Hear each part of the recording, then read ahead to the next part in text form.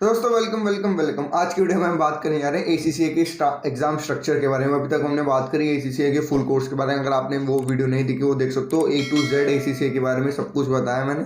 फिर मैंने अभी कुछ दिन पहले शायद एक फीस से रिलेटेड वीडियो करी थी कि टोटल फीस कितनी लगती है। एक फीस को मैंने ढंग से एक्सप्लेन किया था। और आज की वीडियो में बताने जा रहा हूँ एग्जाम के स्ट्रक्चर के बारे में, क्वालिफिकेशंस का काम कैसे करता है, आपको कितने एग्जाम देने पड़ेंगे। उसके बाद एक एग्जाम और होता है असाइनमेंट वाला, वो है, और एक एक्सपीरियंस वाला एग्जाम भी होता है, वो भी है। मतलब सारी बातें जानेंगे क्या होता है क्या नहीं होता है। तो फटाफट से वीडियो को स्टार्ट करें। और अगर आप इसी से क्या फुल कोर्स डिटेल जानना चाहते हो तो आप स्क्रीन पे एक वीडियो का थंबनेल आ रहा होगा, वो जाकर वीडियो देख सकते हो। आई बटन में भी मैं डाल दूंगा, तो वहाँ पर आप वीडियो देखो तो एसीसी के बारे में कंप्लीट डिटेल मिलेगी आपको। कोई ऐसी डिटेल नहीं जो मैंने मिस करी हो, और मैं सारे इंडिविजुअल वीडियोस भी तो दोस्तों फटाफट से अपने कंप्यूटर स्क्रीन पर चलते हैं और अपना कोई समय नहीं गंवाते। तो दोस्तों जैसे मैंने बताया आपको एग्जाम्स के बारे में बताऊंगा। तो देखो हमारे 3 तरह के एग्जाम्स होते हैं, अप्लाइड नॉलेज का एग्जाम, अप्लाइड स्किल्स का एग्जाम, और फिर प्रोफेशनल या स्ट्रेटेजिक प्रोफेशनल एग्जाम्स होते हैं। अगर मैं इसको डिटेल में समझाऊँ तो देखो पहला एग्जाम होता है हमारा अप्लाइड नॉलेज का। उसके अंदर 3 एग्जाम होते हैं, BT, FA और MA।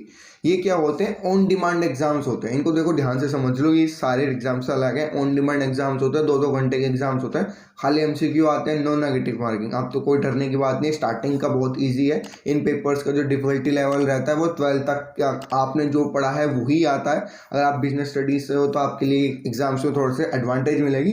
साइंस आर्ट्स हो तो भी कोई प्रॉब्लम नहीं है, आप पढ़ के ये ईजिली निकाल सकते हो। 12 तक का सिलेबस आता है, ईजी एग्जाम्स होते हैं, ऑन डिमांड एग्जाम्स होते हैं।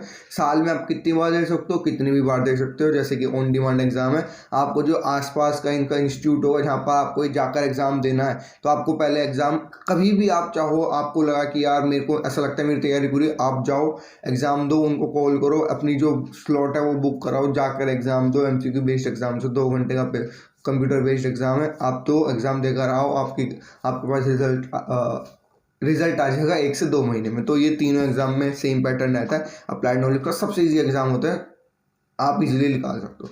अब आते हैं अप्लाइड स्किल्स के एग्जाम। यहाँ से जो मेन पढ़ाई चालू होती है वो ACCA की चालू होती है, एडवांस लेवल की। इसके अंदर आपके टोटल 6 एग्जाम्स होते हैं। एक लॉ का होता है, एक टैक्स का होता है, एक फाइनेंस का होता है, फाइनेंस रिपोर्टिंग, एक परफॉर्मेंस मैनेजमेंट, फाइनेंशियल मैनेजमेंट और ऑडिट एंड अश्योरेंस। ये सारे एग्जाम्स होते हैं, 6 के 6 एग्जाम।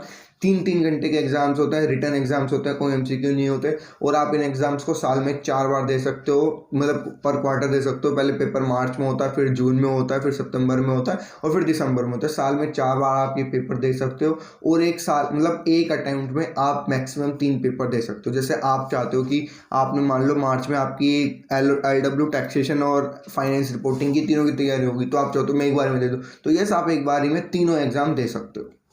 ठीक है, अब ये समझ में आएगा पेपर की डिफिकल्टी क्या है, मीडियम लेवल की डिफिकल्टी है, कोई इतनी मुश्किल नहीं है। आप इजीली पढ़ के इनको क्लियर कर सकते हो। साल में 4 बार होते हैं, एक बार में 3 पेपर दे सकते हो।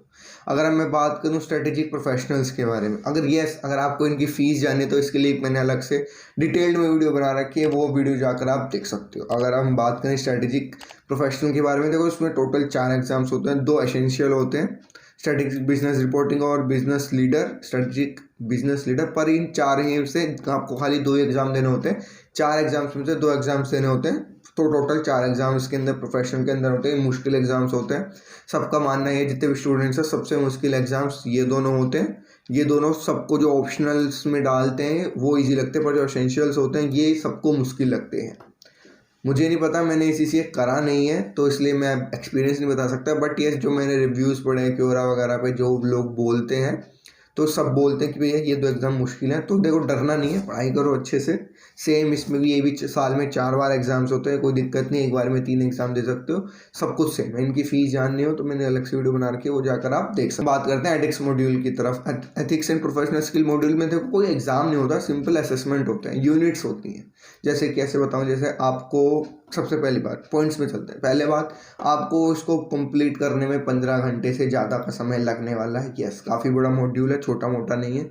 ये मॉड्यूल किस लिए होता है, मान लो आप ये मॉड्यूल कब कर सकते हो, जब आपने अप्लाइड स्किल्स के सारे एग्जाम और अप्लाइड नॉलेज के सारे एग्जाम्स दे दिए हैं, तब आप ये मॉड्यूल ट्राई कर सकते हो। नहीं तो अगर आप स्ट्रेटेजिक प्रोफेशनल के बाद भी देते हो तो भी कोई दिक्कत नहीं है। बच्चे पहले ही स्टार्ट कर देते हैं जैसे ही वो अप्लाइड स्किल और नॉलेज के दोनों एग्जाम, दोनों जो मॉड्यूल है वो कंप्लीट करते हैं। ये वाले 5-6 एग्जाम और ये वाले 3 एग्जाम, तो आप भी जब भी तभी चालू कर सकते हो, नहीं तो प्रोफेशनल के बाद भी कर सकते हो। इस मॉड्यूल में 15 से घंटे से ज़्यादा होता है, आपको कुछ नहीं करना, 10 से 15 यूनिट्स होती हैं, वो सारी पढ़नी है, फिर उनके बेसिस पर असाइनमेंट्स हैं, असेसमेंट्स हैं, वो कंप्लीट करके सबमिट करने ACCA की जो ग्लोबल वेबसाइट है, ACCAglobal.com वेबसाइट पर आपको सबमिट करना है अपने पोर्टल पर।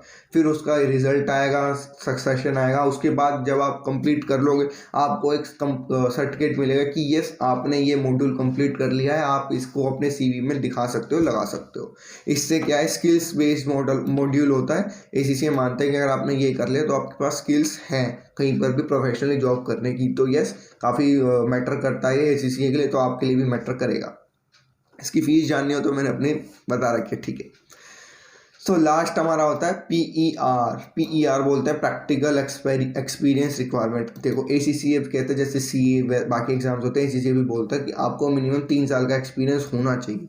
जब तक आपके पास 3 साल का एक्सपीरियंस नहीं है, यस 3 साल का एक्सपीरियंस नहीं है, आप इनके मेंबर नहीं बन सकते, आप इनके अफिलिएट रहोगे। अफिलिएट मतलब जिसने सारे एग्जाम्स क्लियर कर लिए, एथिक्स मॉड्यूल भी कंप्लीट कर लिया, तो आप उनके अफिलिएट बन के रहोगे। अगर आपको इनका मेंबर बनना है तो आपको 3 साल का वर्किंग एक्सपीरियंस चाहिए। अब ये वर्किंग एक्सपीरियंस जरूरी नहीं है ACCA बनने के बाद ही चाहिए। अगर आप ACCA बनने से पहले भी कहीं जॉब कर रहे थे फाइनेंस रिलेटेड फील्ड में, या ACCA में जितनी भी उन्होंने अपने दे रखी है इस फील्ड, किसी भी फील्ड में आप काम कर रहे हो, आप रिक्वायरमेंट्स पढ़ लेना। तो आप किसी भी फील्ड में काम करो, आपको 3 साल हो चुके हैं, अगर आप उसका प्रूफ दे सकते हो किसी भी तरीके से, सैलरी स्लिप ला के, या जहाँ पर जॉब कर रहे थे वहाँ के ओनर से, CEO से, कुछ भी रिटर्न में आपके पास प्रूफ होना चाहिए कि यस आपने कहीं पर 3 साल की जॉब करी है।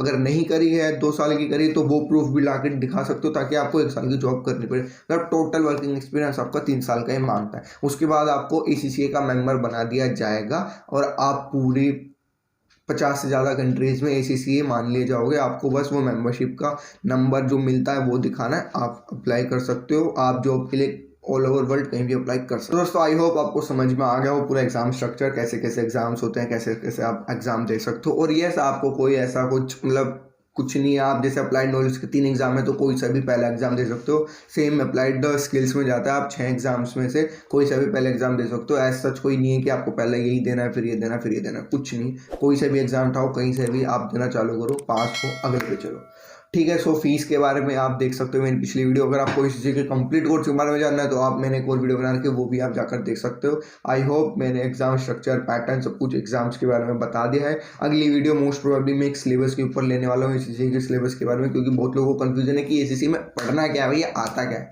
वो बताओ, वो जानना है हमको, ये सब नहीं जानना। तो ठीक है, अगली वीडियो सिलेबस के बारे में होगी। So be prepared and be ready. Thank you.